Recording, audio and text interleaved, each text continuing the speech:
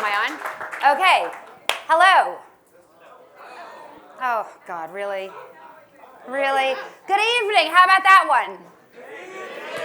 How are you? Is everyone great? Are you great? I want to know how great you are that you're here. Are you feeling great? Thank you. Okay. So, question for you.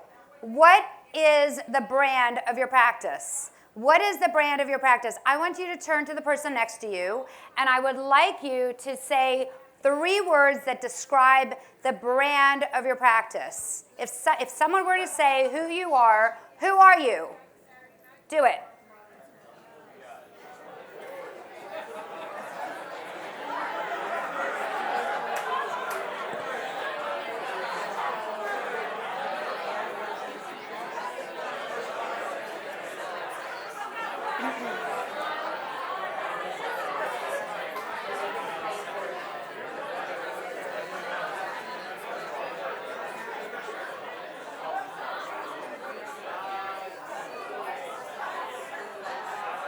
Okay.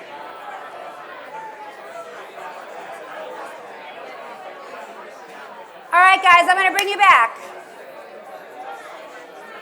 All right. So, thank you. I'd like to hear from some of you. What's your brand? Someone shout out. What's your brand? What's your brand?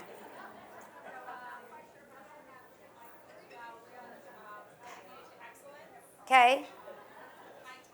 Okay. Okay. So I'm gonna throw something out at you. How many of you had that reaction? You're like, who are we? Anyone in here? All right. It's a big problem. It's a big problem because who are you? What are you about? What's your culture? What's your brand? If we expect the people who work for us to know what our culture is, we have to know what our culture is, who we are, what we're trying to represent, and ultimately share it with the community. Share it with the people who are coming in, every one of your patients and all their family and all their friends. So I'm going to just, I guess I'll tell you a little bit. Do you want to know who I am? Yes. All right. So my name is Kim Zoller, and I was expecting you to be like, this is Kim, Glenn. Like, give me a good intro. You want to? No, I'm kidding. So I have been doing this type of work for the last 28 years. My background is psychology and human resources. I started working in a staffing agency and realized that there were people who were not getting jobs because of how they interacted, with other people. So I said, well, I got to do something about this. I went back to school to get my MBA and started thinking about this business. And that's how I got into it 28 years ago. And I have a couple who is really excited to do something about the culture in their practice. All right, well, here you go. So and there you go. I'm going to get you one in the back because you were first. So I'm going to get, Jade will give you, we'll hand them out. All right, so I have 3 books that are all about their business books. The exciting thing that really I'm excited about tonight more than anything, and this isn't a plug, this is just it has become my passion in life, is that I'm writing a book with one of my clients actually called Conscious Culture. And we have been working with companies really around the world to help them implement and make their culture alive. And so that's what tonight is about. It's really not about who we are. It's really about helping you with some really key tactical steps to go back to your practice. Does that sound good? Yes? Okay, so there's a card in front of you. And I want to talk about culture. So what is culture? Tell me about culture. How do you know someone's culture? What are they doing? Say that again. Their values.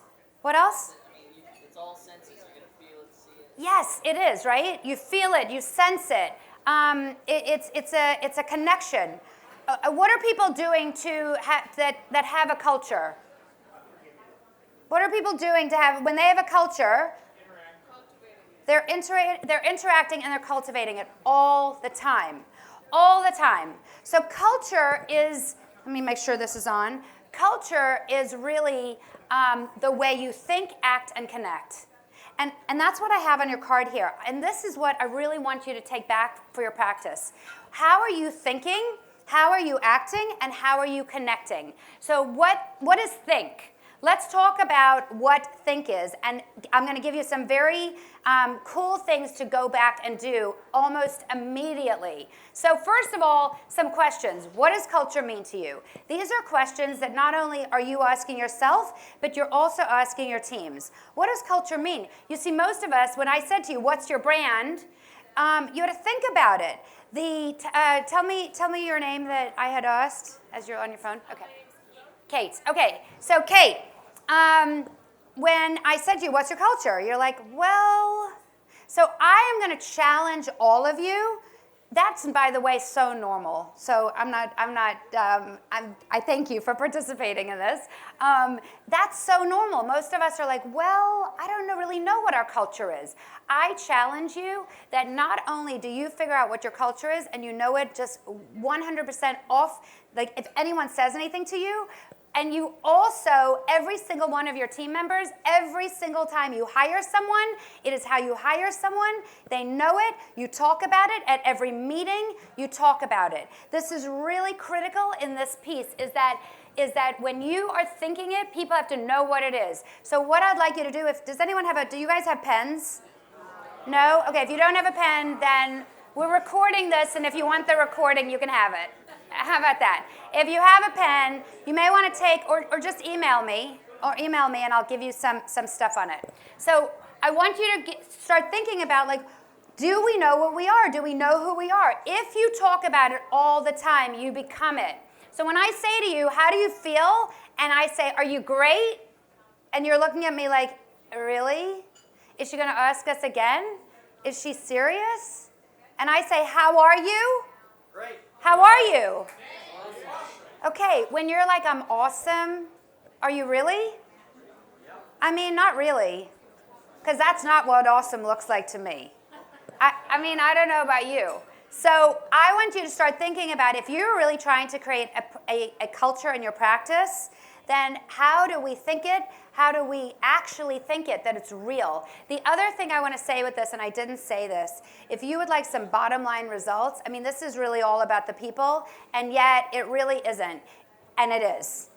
Your results, as far as financially, the results when you have a culture that you are thinking, acting, and living and connecting with your patients and all their families and the community will come back, and it'll hit you as far as from a dollar standpoint. So how does culture influence your decisions? How does culture influence your patients? So I want to start by talking about who are you? What are your values?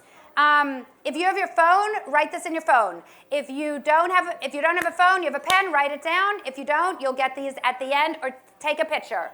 So what do? You sit down and you go through an exercise with your team. Do you want me to get tactical, or do you want me to give you overview? Overview? Okay. All right. So here we are. So you start out and you say, what are our values? Now, if you don't like values, you call them something else. A lot of our clients, when we work with them, they don't want to get into values. You may want to say, what are our core beliefs? You may want to say, how are we going to codify this? The most important thing in this part of your culture is that you have to codify your culture. You have to write it down.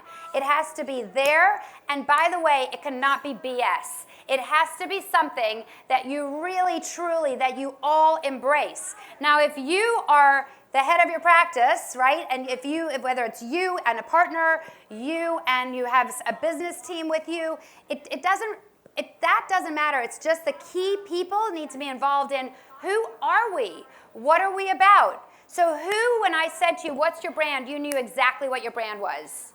Who in here said, I know exactly who we are. What's my brand? Anyone in here? Yes, what's your brand? Needs a haircut. Needs a haircut? That wasn't where I was going, but thank you. Yes? Heritage, integrity,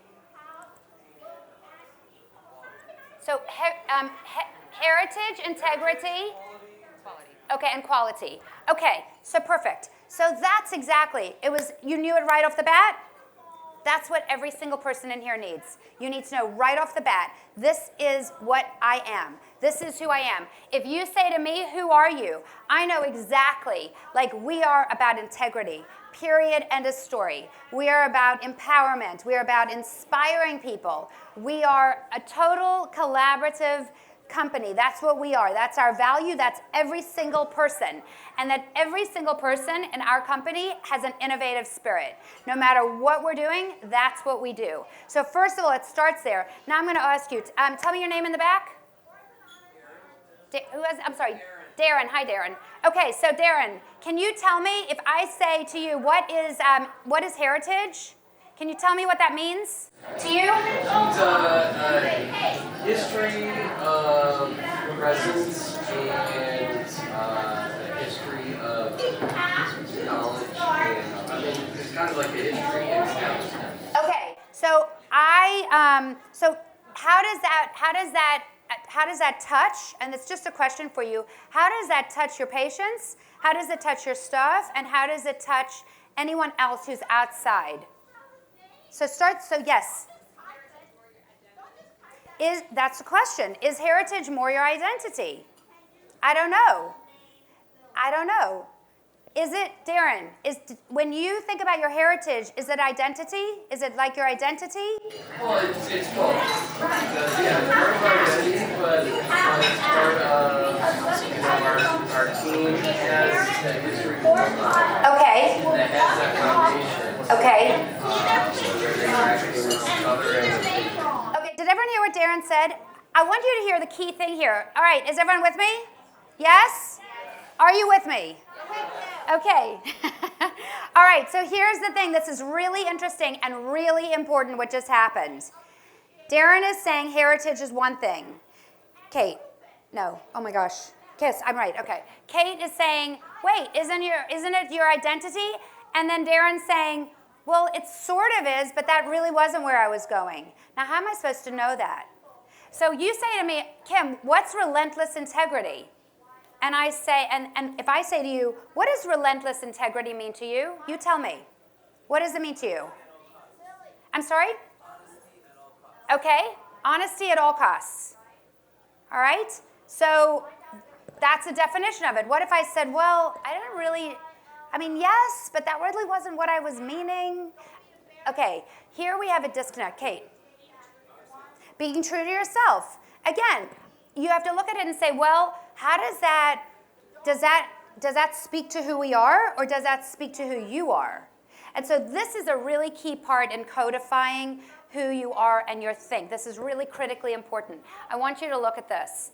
So what we did is we went through an exercise and said, we have to define, and this is called our wows, our ways of work. I'm going into the thing here. And I'm more than happy to share this deck with Glenn, and he'll share it with all of you too, okay? But you can always still take pictures. So what does it mean? And this is what I challenge you, is that, Darren, for you, go back to your three and define them.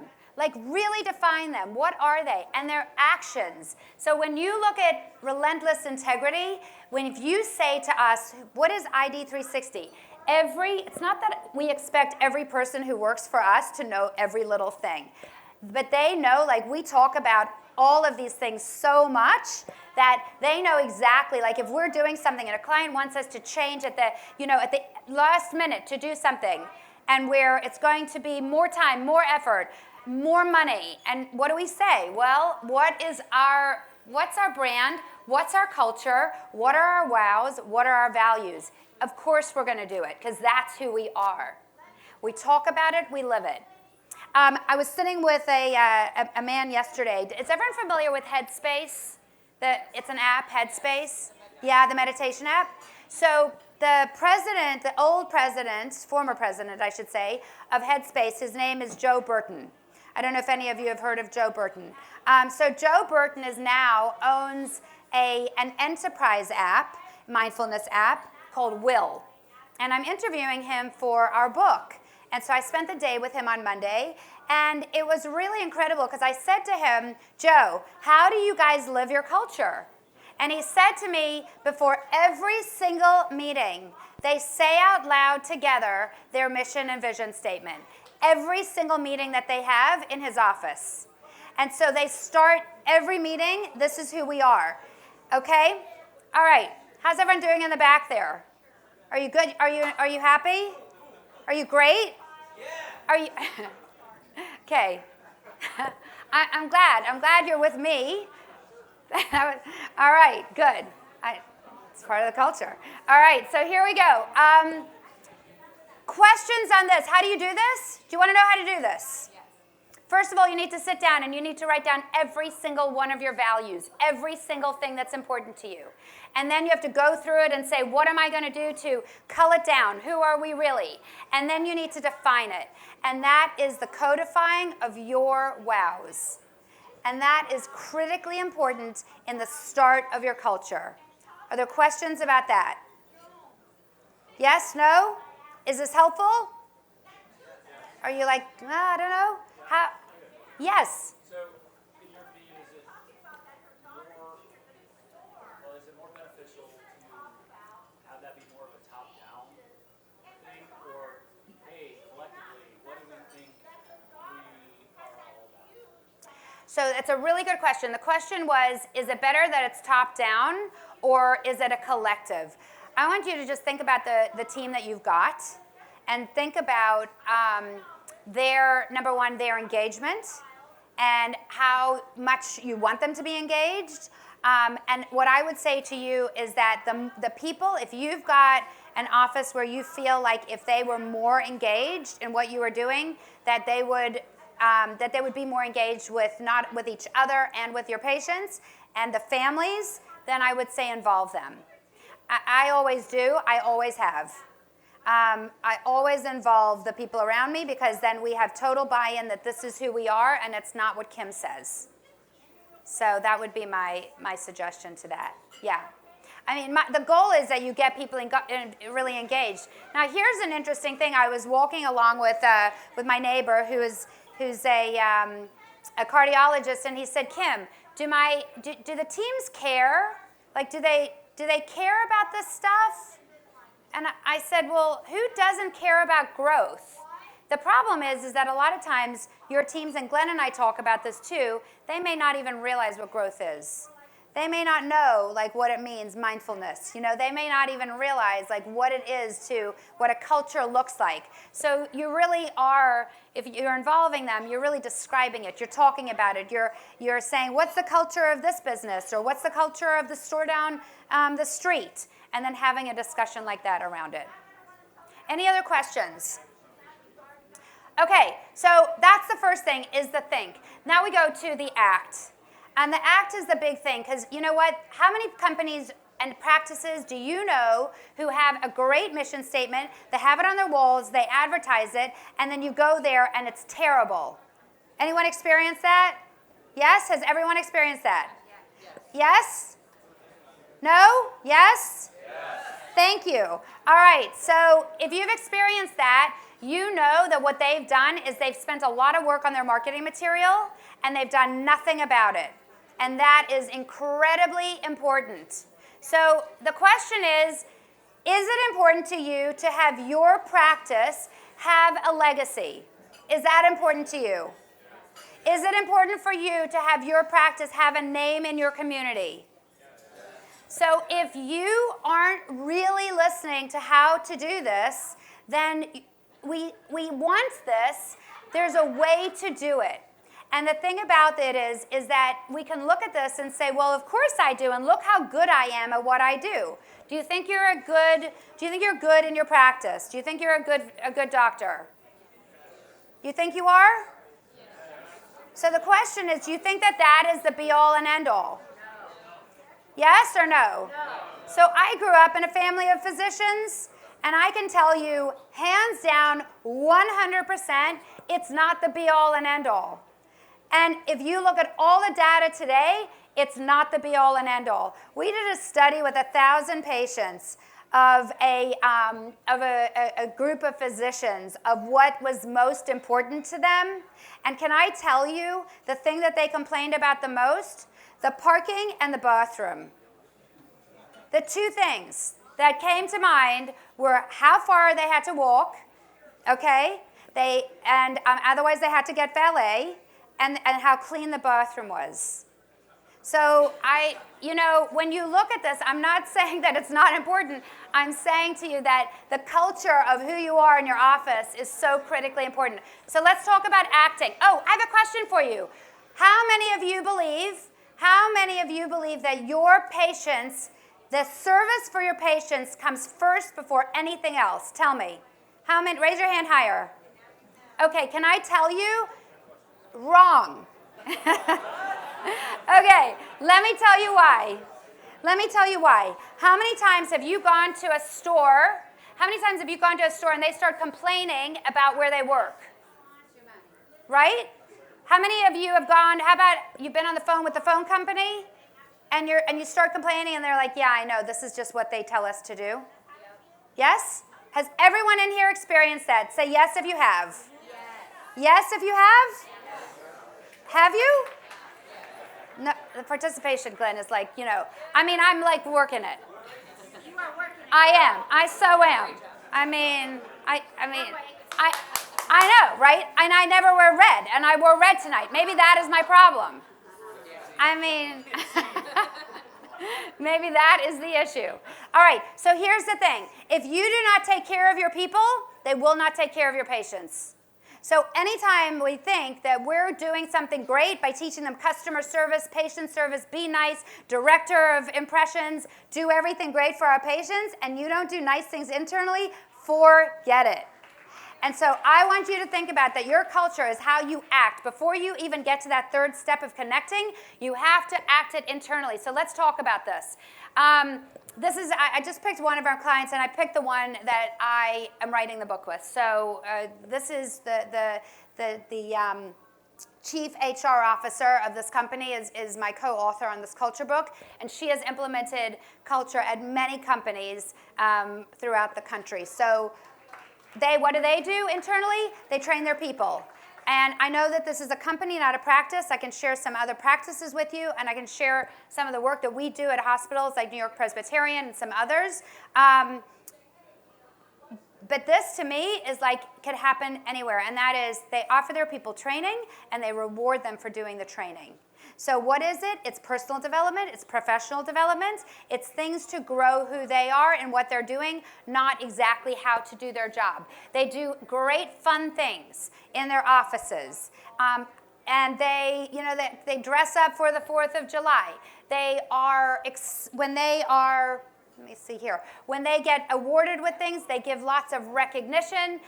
They do a lot with recognition. So some of the smaller practices that we work with, they do the same things. They have special days. They have special birthday days. They do a lot. They do training. They do mindfulness training. For some of our practices, I work with this one practice right now, 11 people. The head of the practice said, do we really need to do this? Do people care? And after the 3rd training session, they were like, all their people were so grateful for learning something that they would never go learn on their own. Because what do? They come to work. Many of them come to work to get a paycheck, and then they leave.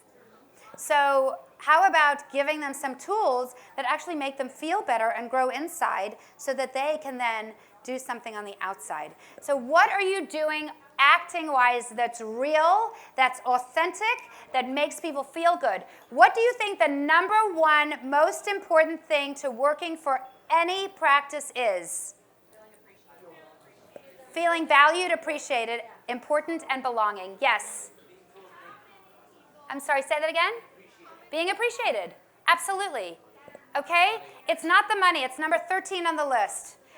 The money is important for them to pay their bills. That is not why they stay, and it's not how they talk about you. So that's the next thing, is that it's why they only leave if they can't pay their bills, and if they and if there's someone that's off. And offering them something much greater, and they don't feel a sense of belonging and appreciated. It's the only reason they leave. And there's so much data behind that that you cannot even argue with it. I mean, I don't have it with me tonight, but anyone who's like, Kim, you don't know, I'm telling you I know. Because this is what I do all day long, is look at all the data around this and what makes people tick. And so we can say what we want. Like I said it for years. Like people, I used to do lots of rewards. And by the way, lots of extrinsic rewards that people didn't care about. And then people would leave. And then they would complain about the rewards. And I'd be like, why are they complaining about these cool things I'm doing? Because I realized that it really had nothing to be appreciated, and they didn't feel good about any of it. So the acting part is incredibly important. Before I go on to the last part, do you have a question? Any questions about the acting part? Think, act, connect. The acting is all internal. What are you doing internal with your stuff, with your teams? Yes, Glenn. So everybody here in this office is the biggest challenge I think we face as owners of practice is that in very few industries is the CEO in direct contact with the actual line workers. There's no filters between us and them. So there's a very big disconnect between our vision of what it is we want for our clients and the vision of what it is they want for their life. Right. I may want to change the world and be absolutely up here spiritually, community, clinically, professionally, and they may be, look dude, I'm just trying to get a paycheck. Right. How do you bridge that gap because if I do my own values, I'll never find anybody who buys into it. If I do their values, I'm selling myself short. Right? Yes. We all do our mission statements with our teams. Yeah. And oftentimes you look at it on these things like, that's it. That's what we're going to do. So how do we bridge the gap between those who are trying to really reach the stars and those who are just like, they mean well, but they're not necessarily anywhere near the things trying to get here. And I think for most of us in the room, that is arguably the number one challenge that we face. I see a lot of heads nodding. And I think that's what a lot of us do. How do we make our vision their vision when they don't even know what their vision should be? Yeah, so did everyone hear what Glenn said? And do you have that challenge? Yeah. So I think this goes back to what you said about how much do I bring them in. First of all, it's all about teaching people. Like when you sit down and you say, what are my values? You're not sitting down and saying, what are my values for your there are two things with values. You have your personal values and you have your practice values. So those are generally a little separate, okay? I don't know too many companies or practices that they're the same. So that's what you do with everyone first. You sit down and you go through their personal values and what they see the values for the practice being.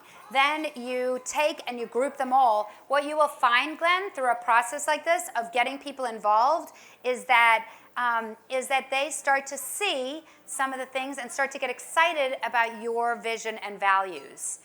It is an education process.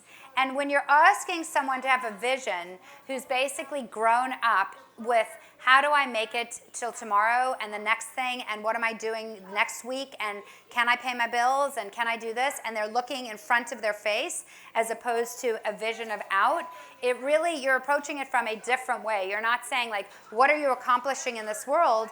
It's what are we about? Who do we want to be? How do we want to feel when we come to work today?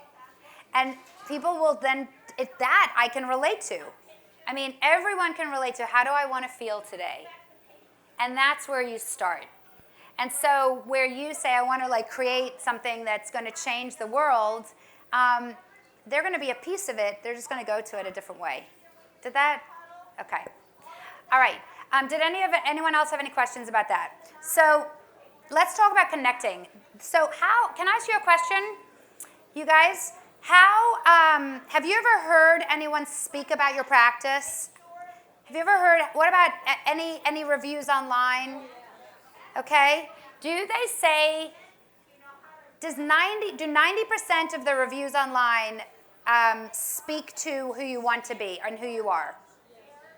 Yes? Do they say the same? They don't? Okay. So it's like mix. It's like, yeah, okay. Do they say, when I said to you, what's your brand, do they say what you just said? Yes, they do? Okay. So that's the goal, right? If that is what's happening, then that is the goal. Do you have referrals based on that?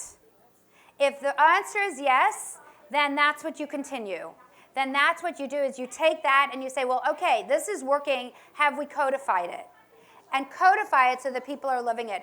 The connection with the community, your patients, that is so, that's really important because obviously we have the words, we say the words. If we're not doing it internally, then people aren't going to be feeling it externally. I just want to show you something about connecting. Good evening, folks. Welcome aboard Southwest Airlines Flight 372, service to Oklahoma City. Those of you that have flown us before know that we do things a little bit differently here on Southwest. Some of us tell jokes, some of us sing, some of us just stand there and look beautiful. I, unfortunately, can do none of those. So here's the one thing that I do know how to do. We're going to shake things up a little bit. I need a little audience participation. Otherwise, this is not going to go over well at all. So here's what I need, especially you guys in the front because you know what's coming. All right, I need a beat, all right? All I need you to do is stomp and clap, and I'm going to do the rest because I've had 5 flights today, and I just cannot do the regular boring announcement again. Otherwise, I'm going to put myself to sleep. So, you guys with me? All right. So give me a stomp, clap, clap. Come on, stomp, clap, stay on beat there. There you go. Keep that going. This is Flight 372 on SWA. The flight attendants on board serving you today. Teresa in the middle, David in the back. My name is David and I'm here to tell you that shortly after takeoff, first things first, there's soft drinks and coffee to quench your thirst. But if you want another kind of drink, then just holler. Alcoholic beverages will be $4. If a Monster Energy drink is your plan, that'll be $3 and you get the whole can. We won't take your cash, you gotta pay with plastic. If you have a coupon, then that's fantastic. We know you're ready to get to new places. Open up the bins, put away your suitcases. Carry on items, go under the seat in front of you so none of you have things by your feet. If you have a seat on the road with the exit, we're going to talk to you, so you might as well expect it. You got to help evacuate in case we need you. If you don't want to, then we're going to reseat you. Before we leave, our advice is put away your electronic devices. Fasten your seatbelt, then put your trays up. Press the button to make the seat back raise up. Sit back, relax, have a good time. It's almost time to go, so I'm done with the rhyme. Thank you for the fact that I wasn't ignored. This is Southwest Airlines. Welcome aboard.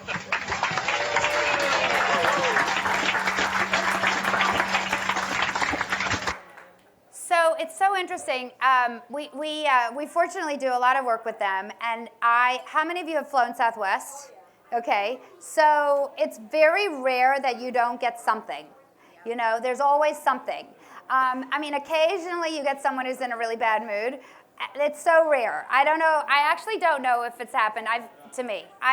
Every single time I'm on Southwest, and when I work with them internally, how they are in their corporate office is a culture that if you don't belong in the culture, it spits you out. Now, I know, and Glenn and I have had this conversation, and we work with quite a few practices, so I know this too. It's hard finding people who are going to be the culture and live the culture. And the key is that it's truly up to you because you touch them, number one, for you to believe in it so strongly that your words and your actions and your behavior and your attitude, they all mirror so that people know, like, this is who you are. This is not an option. Did any of you work with anyone in your past where they told you to do one thing and they acted another way? Yes?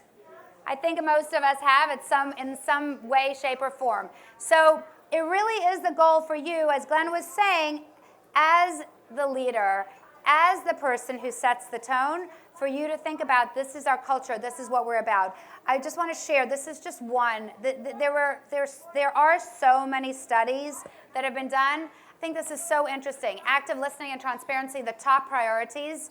The same facilities and customer service from their medical, this is what patients expect, their medical practitioner as they would from a bank, a hotel, or an airline. The last thing is what do they expect? A warm welcome when checking in into a hotel shows friendliness, but in the doctor's office, it can be a game changer. So that is, how you're, who do you have at the front? What are you doing with that? I mean, there's so many times that I can say for myself that when I go as a patient,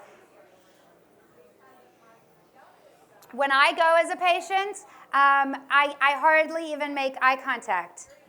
All they want is the information, and they're working on their computer, and it's very rare that someone looks up. So how do I feel? I feel like if someone said to me, how do you feel about their practice? I would not, unless I felt so strongly about the physician, it would not be somewhere where I would recommend. And that is incredibly important. Today, patients are twice as likely to choose or reject a doctor on the basis of staff friendliness and attitude. And here's the thing. If you raised your hand and you said, we focus on a patient service first, then and you're not getting this, then I want you to take a step back and say, do we have a brand? Does everyone know our brand? So if we use brand and culture interchangeably, do we have a brand? Does everyone know our brand? Do we do it internally? Do I do it? What am I doing? And then how are they connecting with everyone else? So those are really, when it comes down to it, the key questions. You may have heard this quote before. I love it. So your beliefs become your thoughts become your words become your actions become your habits become your values become your destiny. So when you're thinking about your practice and you're thinking about your destiny with your practice and not working so hard, I know the saying of working smarter, not harder, your culture will drive your practice where you want it to be. And if you're growing from one practice to 2 to 3 and more, and especially for those of you that have multiple locations and multiple offices, it's even harder to do this. So with that in mind, everyone has to know the culture. Otherwise, you're going to have a culture of the office. And it's going to be based on location, and it's going to be based on a couple of people. So it truly is up to you to say, this is what our definition is, this is who we are, and this is how we are going to do things, behave, and live our culture. So hopefully that was helpful for you, and have a great, great time. Thank you. And I forgot, I do want to tell you that on the back of this card are your wows, of how to create your wows. Okay, so there were a couple of people that said they were really excited about implementing culture. And, okay, so there's one at the back, and then here we go. And then over here, I'm going to, no, behind, well, you know what, Kate, we have to do it. Yes, Kate, this is for you. Yes. And then one at the back. So, all right.